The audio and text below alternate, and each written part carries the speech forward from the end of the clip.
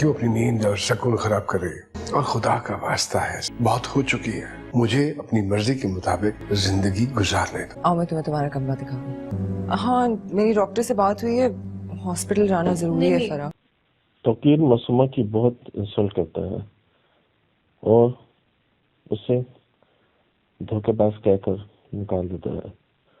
उसे कहता है कि तुमने इतनी बड़ी रकम मेरे अकाउंट से अपने अकाउंट में ट्रांसफर की, लेकिन वो अपने आप को ये कह के वहां से आसानी से निकल जाती है कि मैंने ये सब कुछ तुम्हारे बेटे के लिए किया है। तौकीर चुप कर जाता है और मासूमा वहां से चली जाती है। तौकीर को इस बात बहुत अफसोस होता है कि उसने शायद ज्यादती कर दी है, क्योंकि वो उसके बच्चे की माँ बनने वाली है, लेकिन उसकी समझ में नहीं आता वो कैसे हर चीज को कवर करे। उधर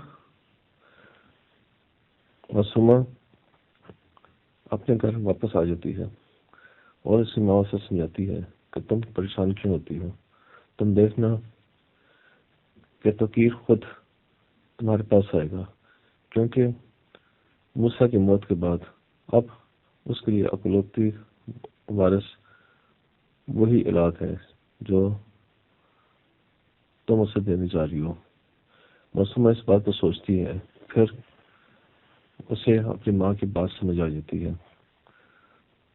उधर तौकीर को वाकई बहुत अफसोस होता है और वो ये सोचता है कि वो उसके बच्चे की माँ बनने वाली है, इसलिए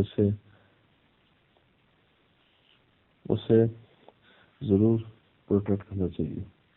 इसी वजह से वो उसे फोन करती है और वो उससे माफी मांगता है, कहता है कि मुझे माफ कर दो, मुझसे गलती होगी।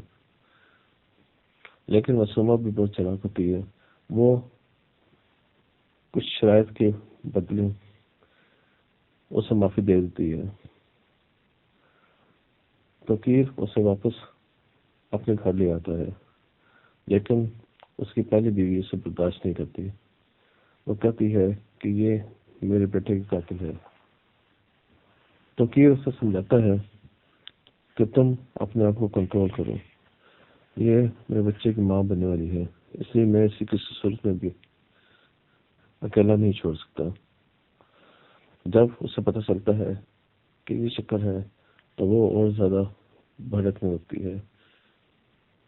वो कहती है कि उसने सिर्फ अपने बच्चे को हक दिलवाने के लिए और उसकी खातिर मेरे बच्चे को मार दिया, मैं इसे नहीं छोड़ूंगी। तो फिर उसे पकड़ता है, समझाता है, लेकिन वो नहीं समझती।